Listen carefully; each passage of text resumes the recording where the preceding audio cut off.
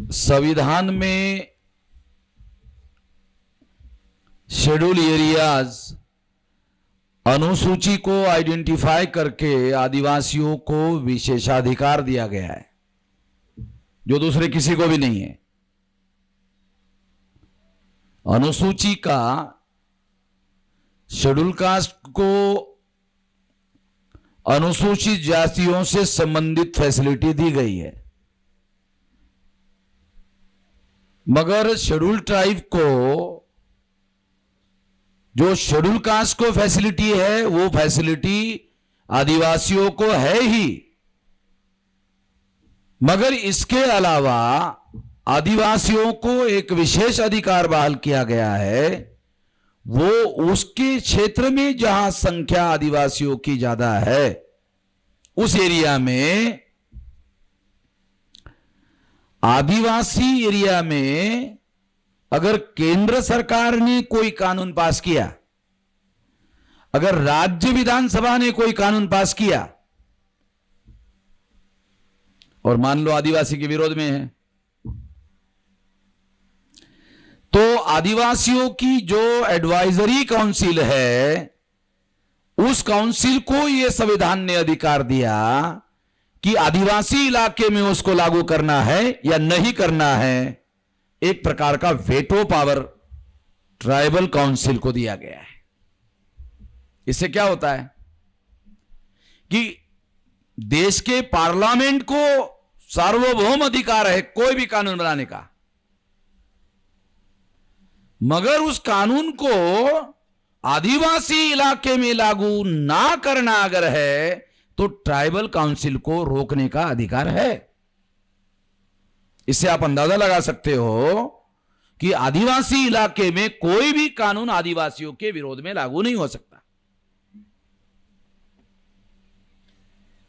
तो एक प्रकार से आदिवासियों को अपने इलाके में स्वायत्तता बनाए रखने का अधिकार है, जो पार्लियामेंट के पास सॉवरेन पावर होने के बावजूद भी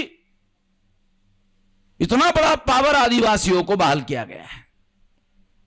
तो ये एक प्रकार का विशेषाधिकार है। संविधान ने वनों के विशेषाधिकार समाप्त कर दिए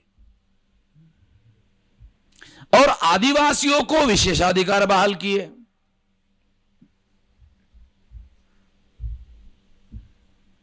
ये भी बहुत इंपॉर्टेंट बात है। ब्राह्मणों के बहुत सारे विशेषाधिकार मनुस्मृति में लिखे हुए हैं। 26 जनवरी 1950 के बाद सारे विशेषाधिकार समाप्त कर दिए गए। आपको समझने के लिए उदाहरण देता हूं। राजा का राज्याभिषेक करने का अधिकार ब्राह्मणों के पास था। अगर ब्राह्मण किसी का राज्याभिषेक करने के लिए मना कर दे तो राजा अपना ही काम नहीं कर सकता। इतना बड़ा अधिकार, राजा का राज्याभिषेक नहीं होगा तो राजा के पास राजा का अधिकार नहीं। और उस मनुस्मृति में लिखा हुआ है कि यदि ब्राह्मण के द्वारा राजा का राज्याभिषेक होता है तो राजा को ब्राह्मण समेत सभी प्रजाजनों को दंड देने का अधिकार होगा। ब्राह्मणों समेत सभी प्रजाजनों को। ये ड्राफ्टिंग समझते हो, जहां ड्राफ्टिंग कैसे लिखा हुआ है? ब्राह्मणों समेत सभी प्रजाजन, सभी में ब्राह्मण नहीं आता है। ब्राह्मण समेत सभी प्रजाजनों को, उसको अलग आइडेंटिफाई किया। ये मनुस्मृति में ये लिखा हुआ है। तो इसका मतलब राजा के पास अगर राज्याभिषेक नहीं होता है और राजा होता है तो ऐसे राजा को ब्राह्मण को दंड देने का अधिकार नहीं है, चाहे कुछ भी कर ले। विशेषाधिकार। तो अब ये विशेषाधिकार समाप्त है। अब देश का राष्ट्रपति हो तो राष्ट्रपति को सुप्रीम कोर्ट का चीफ जस्टिस ओथ देगा। अगर सुप्रीम कोर्ट का चीफ जस्टिस यदि पारसी है तो पारसी प्रणब मुखर्जी को शपथ देगा। अभी अल्तमस कबीर मुसलमान है, अगर कोई राष्ट्रपति उसके समय में आ गया होता तो उसको शपथ दिलाने का अधिकार अल्तमस कबीर को होता, तो वो अधिकार ब्राह्मण का खत्म हो गया। आपको अगर उदाहरण देकर ना बताया जाए तो आपको समझ में नहीं आएगा, इसलिए आपको उदाहरण देकर यह बात समझा रहा हूं। अब प्रधानमंत्री को शपथ देने का काम एक बार राष्ट्रपति को दे दिया, फिर राष्ट्रपति शपथ दिलवाने का काम करेगा। यदि प्रणब मुखर्जी के जगह कोई मुसलमान राष्ट्रपति होता, इसके पहले हो गए हैं, तो वो प्रधानमंत्री अगर ब्राह्मण है तो ब्राह्मण को शपथ देने का काम जो है एक मुसलमान करेगा। तो ये बात हम लोगों को समझना होगा संविधान की। अब ये विशेषाधिकार ब्राह्मण के पास नहीं है, अब ये विशेषाधिकार मगर संविधान ने आदिवासी को दिए। आदिवासी के इलाके में आदिवासियों को विशेषाधिकार बहाल किए गए। अब विशेषाधिकार बहाल करने के एक कॉन्स्टिट्यूशन में बहाल कर दिया। अब ये लागू होगा, कौन लागू करेगा?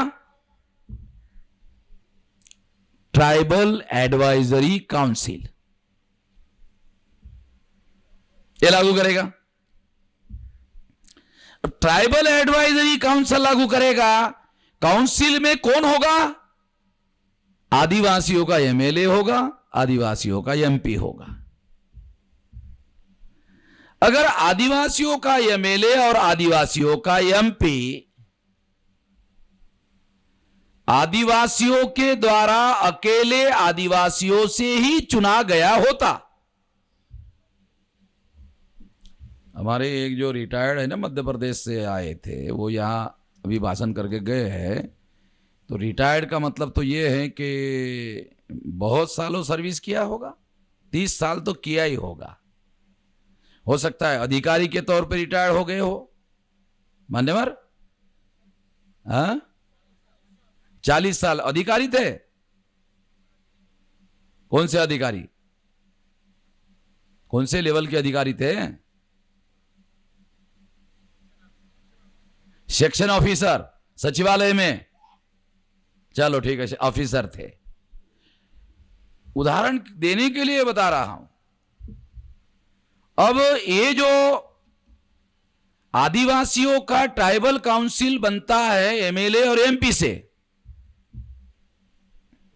अब आपको यह बात समझाता हूं क्योंकि उन्होंने इधर कुछ बातें कही हमारे लोगों को भी। हमारे लोग गरीब है, जैसे रावते साहब ने कहा, अनपढ़ है, पढ़े लिखे नहीं है, ज्यादा पढ़े लिखे नहीं है, ज्यादा समझदार नहीं है, इस वजह से वो कुछ कर नहीं पा रहे हैं। ऐसा रावती जी वो डायरेक्टर रैंक के अधिकारी है, हमारे सेक्शन ऑफिसर है, तो कोई सामान्य लोग नहीं है।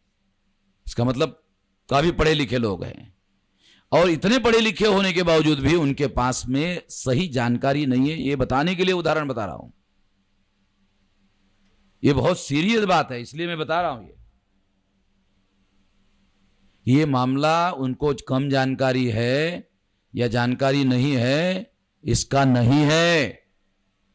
आर्टिकल 330 और आर्टिकल 332 में ये जो अनुसूचित जाति और जनजाति के लिए एमएलए और एमपी के लिए जो रिजर्व सीट है,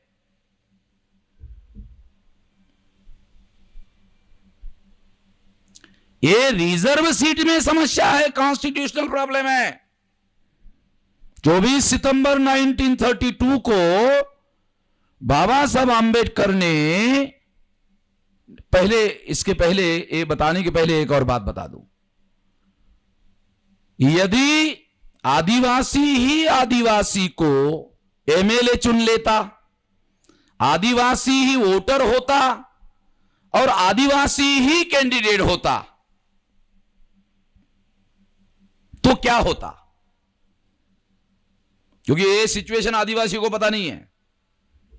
आदिवासी ही वोटर होता और आदिवासी ही कैंडिडेट होता। अगर ये चुनाव की प्रणाली होती तो क्या होता? तो आदिवासियों का सबसे लड़ाकू आदमी चुनाव क्षेत्र में जो भी होता, जो सबसे लड़ाकू होता, वही चुनकर आता। जो क्षेत्र में सबसे लड़ाकू आदमी होता, यदि क्षेत्र का सबसे लड़ाकू आदमी चुनकर आता तो विधानसभा में जाकर क्या करता? उधर तो विशेषाधिकार है, सुप्रीम कोर्ट को भी गरियाने का अधिकार वहां मिल जाता है। अगर वो क्षेत्र में लड़ाई लड़ने का काम करता तो विधानसभा में तो और ज्यादा लड़ाई चढ़ता। अगर ऐसा होता, आदिवासी वोटर होता, आदिवासी ही कैंडिडेट होता, तो आदिवासियों को सेपरेट इलेक्टोरेट होता, सेपरेट इलेक्टोरेट में आदिवासी अपना कैंडिडेट चुनते, तो आदिवासियों का सबसे लड़ाकू आदमी चुनकर जाता। 14 अगस्त 1947 को पाकिस्तान बना। 15 जून 47 को कांग्रेस ने भारत के विभाजन का प्रस्ताव पारित किया, तो कांग्रेस का विरोध करने वाली जो मुस्लिम लीग थी वो पाकिस्तान चली गई। कांग्रेस का सबसे ज्यादा विरोध करने वाले जो लोग थे वो पाकिस्तान चले गए। पाकिस्तान जाने के बाद कांग्रेस का विरोध करने वाले जो 99.99 जो संविधान सभा थी वो सारी की सारी कांग्रेस के नियंत्रण में चली गई। और एक बाबा साहब आंबेडकर अगर छोड़ दिया जाए संविधान सभा में, एक आदमी छोड़ दिया जाए, सारी की सारी ही संविधान सभा कांग्रेस के नियंत्रण में थी। इसका मतलब है कांग्रेस के नियंत्रण में संविधान सभा अनियंत्रित नियंत्रण में थी। तो जब मुस्लिम लीग पाकिस्तान चली गई और कांग्रेस का विरोध करने वाला संविधान सभा में कोई भी नहीं बचा, तो कांग्रेस ने निर्णय किया यदि आदिवासियों को सेपरेट इलेक्टोरेट लागू हो गया तो आदिवासियों की tribal council real tribal council होगी, नॉमिनेटेड ट्राइबल काउंसिल नहीं होगी। The real representation and nominated representation, the difference between real representation and nominated representation. यदि सेपरेट इलेक्टेड होता तो आदिवासियों के रियल रिप्रेजेंटेटिव चुनकर जाते, यदि वो रियल रिप्रेजेंटेटिव चुनकर जाते तो tribal advisory council real tribal advisory council होती।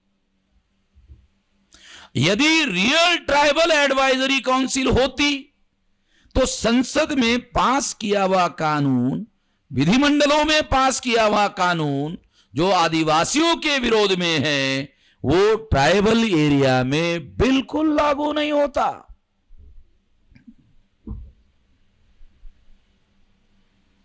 समझ रहे हो ना? वो लागू नहीं होता। तो ट्राइबल के एरिया में ट्राइबल की विल फाइनल होती। अगर ट्राइबल की विल मींस इच्छा, ट्राइबल की इच्छा फाइनल होती तो ट्राइबल एरिया में ट्राइबल लोगों का राज होता। समझ में आ रहा है? ट्राइबल लोगों को ट्राइबल की विल अगर फाइनल होती कि उसके इच्छा के अनुसार होगा तो ट्राइबल एरिया में ट्राइबल लोगों का राज होगा। कांग्रेस के जो बदमाश ब्राह्मण उस समय संविधान सभा में थे और सबसे बड़ा बदमाश जवाहरलाल नेहरू था, वो बदमाश नंबर 1 बदमाशों का सरदार था। तो उसको यह बात समझ में आई कि यदि ऐसा हुआ तो आदिवासी इलाके में आदिवासियों का राज स्थापित होगा। यदि आदिवासियों का राज स्थापित हो गया, आदिवासी को पावर मिलेगा और 5 साल बाद, 10 साल बाद, 20 साल बाद, 25 साल बाद जब आदिवासी इलाके का विकास होगा, ताकत होगी, शक्ति होगी, राजा होगा आदिवासियों का, तो अनुसूचित जाति के लोग आदिवासी की तरफ देखेंगे। अरे तो पंडित लोगों को मालूम होगा कि इन्होंने हमारा बंदोबस्त कर लिया है, बिजली कट ही नहीं होगा ही नहीं। होशियारी हमारे लोग करते नहीं है। Those who provide a better guts and better brain, they will be success. कोई भी सक्सेस नहीं होने वाला एरिया गैरिया न तो खैरिया। बेटर ब्रेन प्रोवाइड करने वाला आदमी सफल हो सकता है।